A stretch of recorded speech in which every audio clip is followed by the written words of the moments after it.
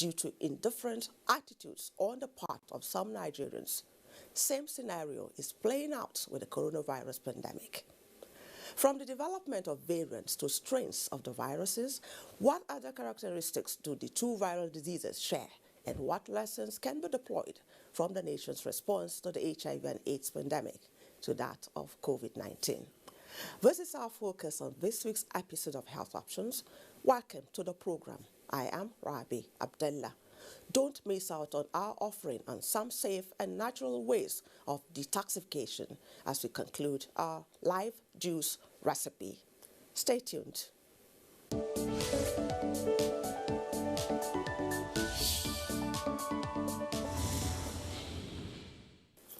This is Health Options, and as we discuss tapping into lessons learned from the nation's response to HIV and AIDS as it grapples with COVID-19, and to take us through the discussion is the Director General of the National Agency for the Control of AIDS, Dr. Gambo Aliyu Gumel. Glad to have you on Health Options, Dr. Gambo Gumel. Glad to be here again, Ravi. Okay. Wow. Two viral diseases, two diseases of a kind, yet with distinct difference. HIV and AIDS, COVID-19. Your own thrust is that of HIV and AIDS, so we'll begin with that. It's been how many years of the nation's response to HIV and AIDS now? Let's just take it up from there. As you said, from 1986 up to today. Okay. So you're talking of 30 plus years, but globally, I think this has been on for about 40 years now, HIV. Okay, I'm looking at, some similarities, in the two pandemics. Because I recall that at the beginning, at the onset of HIV and AIDS, there was so much denial, there was so much, emphasis on behavioral change. I know those days, ABC, you either abstain or be faithful to your partner or use condom. And just like we have in the era of coronavirus now, wash your hands with soap and water, or use hand sanitizer, use your face mask, and maintain social distances like I and you have done now. So take us back then, because over time, we got to a stage that HIV and AIDS is not so much of the problem it used to be at the onset compared to the coronavirus now. What did we do then? Can you just take us down memory lane? Yeah, and let the me nation's emphasize. response, especially. Let me emphasize, the problem is always the AIDS, much not the HIV. Because HIV doesn't kill. HIV is the beginning, and what it leads is what is usually responsible for what everybody fears. But suffice is to say, at the beginning of the response globally, there was then no effective mechanism to even identify it, the test kits. After testing mechanism, we come to the issue of drugs, or cure, or vaccine. The world did not succeed in producing a vaccine up to today for HIV. Neither the world succeeded in developing a cure for HIV, but the world has made tremendous progress in developing drugs, from single monotherapy to dual, and then now to combination therapy that sufficiently suppress the virus to the extent that it doesn't give the virus that room to progress from the HIV to AIDS situation, which is what is allowing people to live and what is keeping people healthy and denying them those features that are associated with AIDS, which we see in the past, because then we don't have much medication, we don't have much care and support as we have, and there was huge stigma and discrimination at that time. But now, you see, because of this option, the stigma and discrimination is precipitously coming down. People now feel comfortable to discuss their cases with you, and they feel comfortable to demand for HIV testing, and they feel even comfortable to test themselves, and when they find a positive result, to call our attention and to ask for guidance. Was it just the emergence of the antiretrovirus that changed the narrative? It's one of it. Okay. One of it. The antiretrovirals have tremendously changed the narrative and the course of the disease, and is now the hope we have, apart from the prevention we're talking about, preventing the HIV, first of all, from coming in. The next one is, for those where the HIV comes in, how do you keep the HIV within them without allowing it to get out of them to affect other people? So those two things, prevention and the antiretroviral therapy, have significantly changed the course of HIV over the years. Okay, what do we have to do in the era we're in now? Because, you know, from the period when people maybe indulge in indiscriminate sexual activities then, you know, and to the time when people became so aware of the fact that, oh, if you have to play safe by using condom, or be faithful to your partner, or abstain totally. It has become a norm for us right now. What was the magic wand that was used that we could deploy to the fight against COVID-19 as it is now? Because we don't know how long HIV and AIDS has been with us for more than 2 decades now, and we don't know how long this coronavirus is going to be with us, if it has come to stay. How do we begin to do things in such a way that with time we come to live with it like HIV? We don't pray that we will live with coronavirus like HIV, because with the advance of vaccine and the fact that, you know, people are adhering to social distancing to some extent and protecting themselves and, you know, from the others and others from them, there's every hope that with time it may last longer than we had all expected, but it is hopeful that it doesn't last longer than necessary, simply because there's a vaccine now available for it. And with vaccine, like all other preventable disease, we can continue to take care of it, even though it may be rearing its heads from time to time, but not at the level and at the scale we are seeing it today. Okay, let's look at the national response now, where HIV and AIDS is concerned. Can you take us through some of the milestones that we've... I think the key thing that has happened over time is the massive investment. From the time the intervention began in earnest, in the earliest before in the 90s, and then 20s, and gravitating up to now. The coming in of support from donor communities, especially the U.S. program, U.S. President Program for AIDS Relief, the PEPFAR, the coming of Global Fund, that has tremendously changed the trajectory, in the sense that these programs come with massive investment, infrastructural investment, ability to test, ability to identify the virus, and ability to even monitor, you know, progression of the disease in individuals that have it. This is in addition to medication that is free and available, and the fact that we have a workforce that is trained and is continue to be trained, and this workforce continue to increase. And this is what we leverage at the beginning when we begin to fight corona, even though we were not prepared for it, but in disguise, we can say to some extent we were prepared, because we have this infrastructure in place. The manpower, we have it, the technology, we have it, as well as the logistics, we have them. So when COVID struck, we were able to marshal the kind of support and use similar strategy we using to fight HIV, to fight COVID, and I'm glad to say it's working. The multi-sectoral response, this is the way we call it.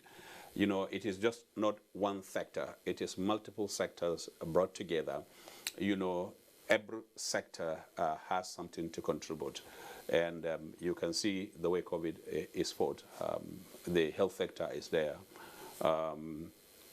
the other sectors, including information, Ministry of Information, is there because awareness is key. Multi-sectoral approach. Multi-sectoral approach. Okay. Yeah. Okay. You mentioned huge investment on the part of development partners and donor agencies, where that made a lot of difference in the fight against HIV and AIDS. Can you reconcile that with what is playing out with the COVID-19? It's the same thing. The only thing I can say is that the coming of COVID-19 had further boosted that infrastructural development. Let me give you an example.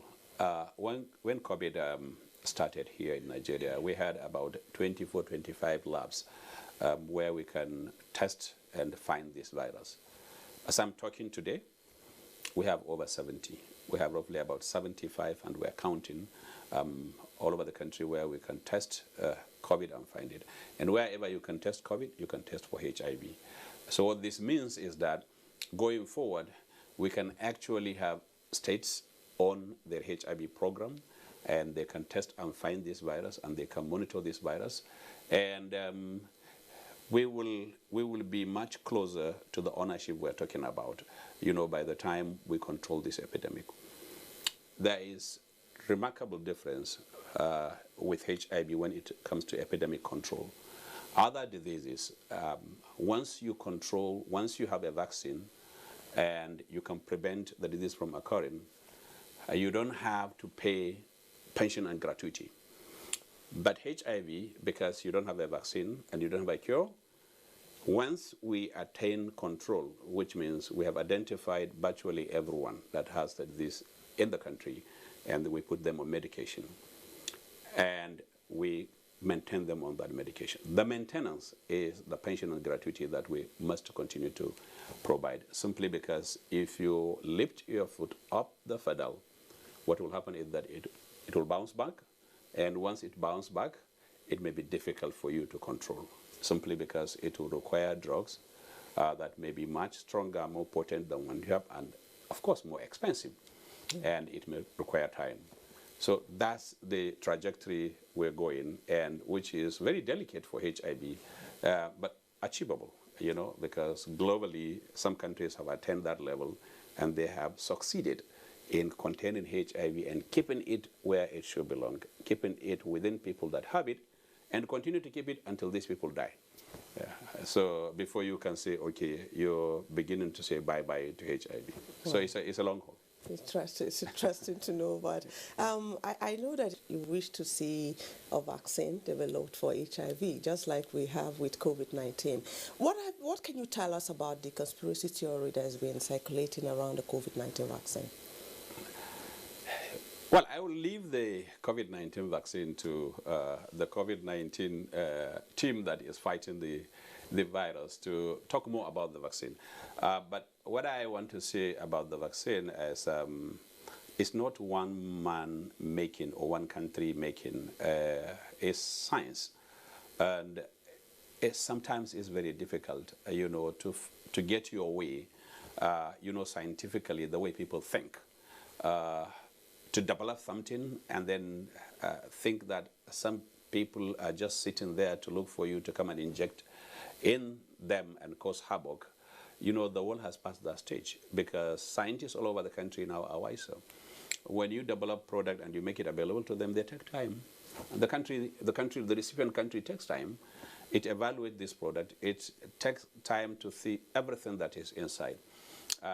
If there is anything that has the security risk, the country will now object. And it will even object before everybody knows, silently, that no, we don't want this, or this is not proper, this is not appropriate, this is what we are seeing, we want you to explain. So on that note, I don't think that conspiracy theory will hold. What I have been able to deduct from what you just said is the fact that every country needs to do quality assurance and due diligence when it comes to vaccines. And yes. It's what is expected of even COVID-19, as yes. we expect, a few consignments that are scheduled to be brought into the country Sure. soon. And I'm confident Nigeria is doing that. Okay. Yeah. Okay. You know, with the issue of strain, variant, I'm privileged, to have got the knowledge of what the strain of a virus is from you, where HIV is concerned. It was from you I got to know that HIV has different strains, and you enlightened me on them some years back. So now we are faced with variants that are developing from the coronavirus, and a whole lot of people seem not to understand what this is all about. Can you shed light on that? I know we have HIV, we have strains of HIV, several strains, but with the coronavirus, we have variants, and some people seem to be mixing the two. Can you set the record straight for us? The difference with HIV is that HIV naturally is a virus that constantly changes. Unlike the coronavirus, you can have variants, but not as much as you have with HIV. And these variants are natural occurrence because they change when they get individuals from individuals to individuals, and oftentimes, that's why you hear in the UK variant, this variant. South Africa. Yeah, and as long as the epidemic continues, the occurrence of this virus is much possible. But the question is, how much will that deny the vaccine action on that barrier? So this is the difference. For HIV, the reason why HIV vaccine, is eluding everyone is because getting a vaccine that will guarantee the variants that will eventually evolve along, these ones that we have now is very difficult. And for the coronavirus, we haven't seen anything that will say is a threat at the moment, that the existing vaccine is no longer going to be effective for the variants that are out there. But this is natural. It's a natural occurrence. The virus mutates. It changes over time as it passes, through individuals. And perhaps probably that was what happened, when it left the animal at the beginning and get into human. Before it gets into human, it got to change. Okay, I'm curious because with the South African experience, where the Oxford AstraZeneca vaccine had initially been ordered for, only for them to, I think it was later rejected, the Pfizer BioNTech was rejected for, no, is it the Oxford one? Can't remember now. But I know that they had, South Africa had ordered for the Oxford AstraZeneca vaccine, and following the development of the South African variant, that vaccine had to be rejected. Yes. You see, they probably may have a reason, a stronger reason, for rejecting it. And I can agree and believe that, yes, probably they may see evidence that it's no longer going to be as effective as it would. Probably the other option will work more for the variant they have. And this is the beauty things about the knowledge that is going on, and the fact that you got to do what you said, quality assurance, check and make sure that you're matching what you are getting to what you have. And if what you're getting is going to be good for what you have, fine and good. If it's not going to work for you, then look for what is going to be good for you. Okay, so on a final note now, Dr. Aliyu, what is the future like for HIV and AIDS in this part of the world? The world is on the verge of controlling HIV, the control as we all understand. And what we understand with HIV control is that the world can succeed in restricting the virus within individuals that have them, and diminish transmission and reduce death from HIV to near zero or zero. In some places you can actually get to that zero, and in some places probably we can come closer to zero. If that happens, then you don't hear much of HIV, and you don't see this number increasing, number of people living with HIV/AIDS. Rather, you may see that mass living and living long, and probably with the time, as people die, you see the number coming down. But this is the trajectory that HIV is taking at the moment. we don't know.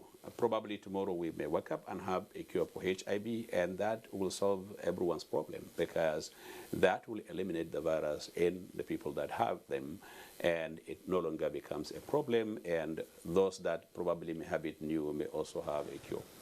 I had said on a final note, but we will not leave without you touching on this, because I know that there is uptick of the COVID-19 infection. And I just want to find out, how is it playing out amongst people living with HIV?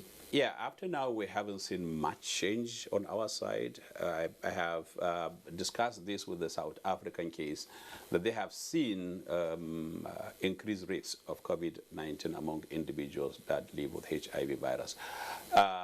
We're looking at that, but if we have our way, we always prioritize people living with HIV/AIDS. If this COVID vaccine is available, we will make a case for them. And when it comes to social distancing and protective measures, we emphasize, with people living with HIV/AIDS, just because we don't want to take chance with them. Okay, thank you so much, Dr. Gambo Aliyu Gumel, for coming on Health Options. It's really nice to have you join us again. My pleasure.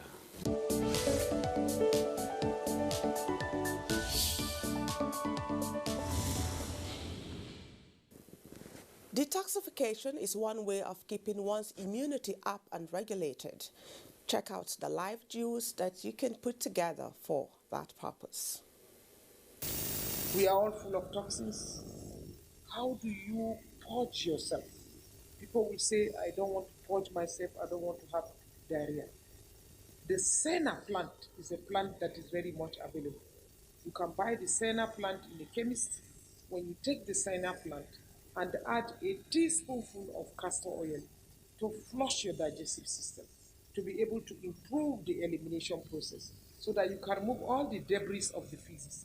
Or we opt for enema. There is coffee enema, there is basil enema, there is even bitter leaf enema. You know, the process of enema were taught to us by our grandmothers. This is something we can always do with ourselves. When you do enema, you are cleansing the colon. The colon is being removed. You are removing the waste. Can you ever imagine how old you are? Can you imagine the toxins that are there in your system? These are the toxins that are responsible for disease. These are the toxins that prevent even the efficacy of drugs that we take, either orthodox or even the vaccines. You must loosen up your body. Your system must be free. There must be improved circulation, and there must be improved digestion, and then of course physical exercise to remove and give you a free flowing of blood. These are ways that is very important for our well-being. These are preventive measures. So we must imbibe in the process of detoxification. And this process of detoxification, we have mentioned use of live juices, a lot of physical exercise, good heart, good talk, love for one another, and less anger.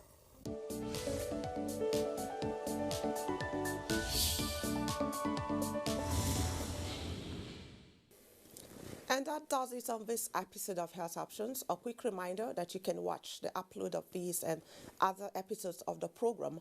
Email us for your comments and contributions at healthoptions@nta.gov.ng. My name is Rabi Abdullah. Thanks for watching. Bye for now.